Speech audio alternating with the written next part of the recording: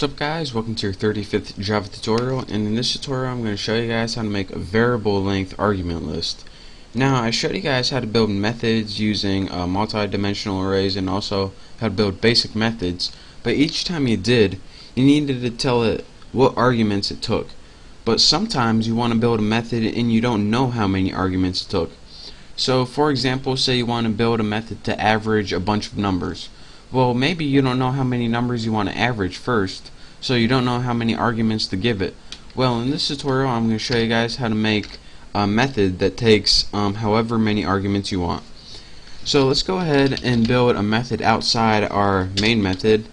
Let's build a public static int, since it's going to be returning integers, average. And I just named it average. You can name it whatever you want. Now go ahead and it's going to take an argument of integers, but you don't know how many. So anytime you don't know how many, what you do is put an ellipse, and that's 3 dots, and then put the name of the variable you want to use. And instead of putting int x, int y, int z, you just put 3 dots, and what 3 dots means is, alright, I'm going to be throwing numbers in here, but I don't know if I'm going to be throwing 2 numbers, 5 numbers, or 500 numbers. So dot dot dot means just do it, and I'm not going to tell you how many numbers. So now that we have that, that's a new thing I wanted to show you in this tutorial. Dot dot dot means you don't know how many arguments it's going to take. Let's go ahead and build a simple function. Let's just total all these numbers, so it starts at 0 since we don't have any numbers yet. Let's make an enhanced for loop. Set our variable equal to x, and it takes numbers in it, and let's just add all those numbers to the total. So total plus equals x, so it's going to loop through all those numbers and add them all to the total. So now after that we just need to return the average. So return total over numbers the length. So what this does, if you threw 5 numbers in here, it's going to return total divided by 5. If you only threw 3 numbers in here, it's going to return that total divided by 3. So number, which should actually be numbers, is what you passed into it, and the length of it is how many values. So that's how that works. So this is our method we just built. Now we need a way to output it on the screen.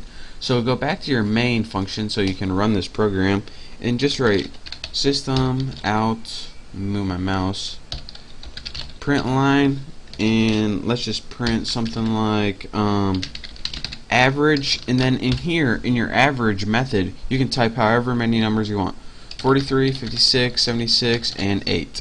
And let me go ahead and run this and show you guys. The average of this is 45.